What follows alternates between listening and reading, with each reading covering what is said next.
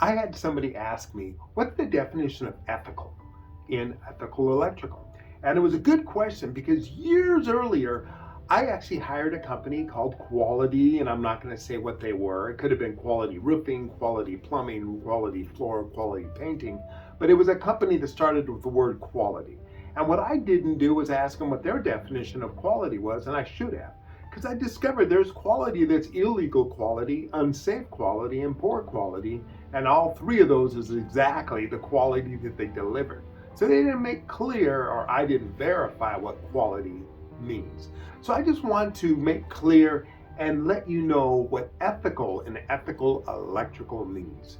If you take a look at the invoices here, you'll see that on the top left corner, it has RJF. If you look at our bids, it's RJF. If you look at our work, it's always RJF. And RJF stands for these three words: right, just, and fair. They all sound the same, but they're actually different definitions for each one of them. But this is the key thing with ethical.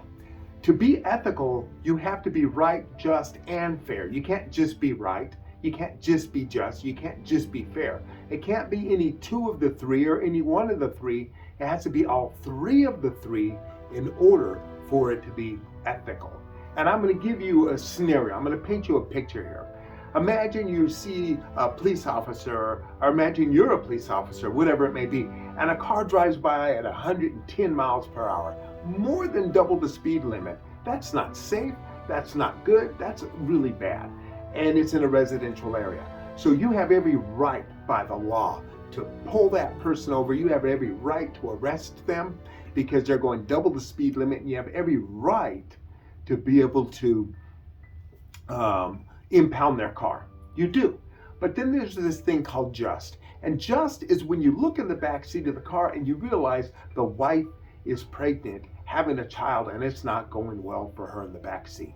Then all of a sudden, you have to become just. Now, would you arrest the person at that point? Of course not. Would you impound their car and let her sit on the side of the curb while you're doing the arrest? Of course not.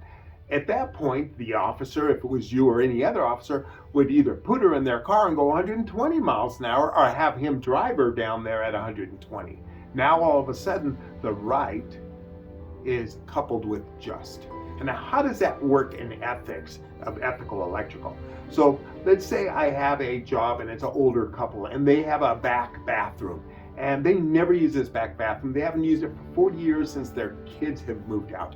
And it does not have a ground fault interrupter switch, one of these little GFI things that they have where you reset it. And it is right, it is legal, it is proper to put one of those whenever it's within 6 feet of water. So if somebody plugs it in and decides to jump in the shower with a hair dryer or anything of that sort, you have to have it shut off for the safety of the individual. Okay? Now, that's totally by law. It's right. It's the letter of the law that you have to do that. But I'm not going to try to tell them they have to put a GFI in there if they're using the bathroom as a closet. Why would I want to sell them or tell them, oh, you're going to have a GFI in there. We're going to have to take out the old outlet that you have from 40 years ago because the law says you have to have a GFI in there.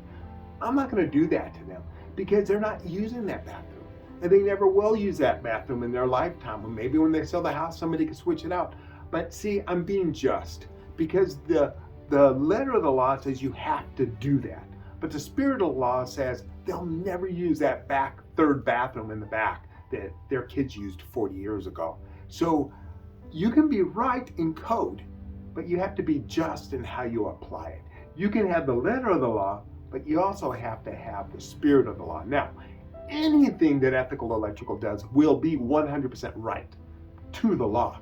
But if we run across things that aren't right, we're not going to try to tell you you need to rip it out and change it. I have another thing where we've seen people running Romex. And Romex, as you can see, it's a soft cover. It's not heavy like metal or like MC cable or like conduit. And you're not supposed to run Romex in an exposed area because it's susceptible to damage. But I look up and I see a house and there is Romex running across the eave 3 stories up and somebody hooked up lights to it. Now, I'm not going to tell that customer, oh, you got to rip down that Romex because according to the code, You're not allowed to run Romex exposed. It's only meant to be ran inside walls. Simply because in order for somebody to reach that Romex 3 stories up to damage it, they would have to get a 20-foot pole, stick it up there and start jamming it up. The odds of doing that is next to nothing. So that's an idea of what right is by code and what just is by what is actually realistic about the code. Now, once again, ethical electrical will always do what is right. But if we come across things, we always look at it from the eyes of right and just. And finally, we have fair. So we have right down, we have just down. Now, fair is the third element of ethical. And that's, say, you are that police officer and you see your best friend drive by at 100 miles an hour, but you're not going to give him a ticket because you're going to show some favoritism to him. But you see somebody driving the right speed limit, but because they're of a different nationality, a different political position than you, or a different, let's say, lifestyle, you're going to treat them different. So with ethical electrical, when you say the word right, just, and most of all, fair, fair means that each individual has value. Value as a human being, value as a person. It's not who you're affiliated with. It's not your nationality. It's not your religion. It's not your political association. It's not that. You are an individual that is special, that has value, and that's called being fair. So we're not going to show favoritism, and we're not going to show demise or whatever to other people. So ethical, with ethical electrical, is being right, that's following the letter of the law. Being just, understanding what the spirit of the law is for anybody's given situation. And being fair, and that's showing and expressing that everybody has value no matter who they are or what they come from. So if you look at our invoice, it'll say RJF on there, right, just, and fair. If you look at our bids, it'll say RJF. But most important, if you look at our work and our performance, it'll always say right, just, and fair. And that is the definition of ethical with ethical electrical. Now, I haven't had somebody ask me what's the definition of electrical. I'm sort of glad because that would require an electrician.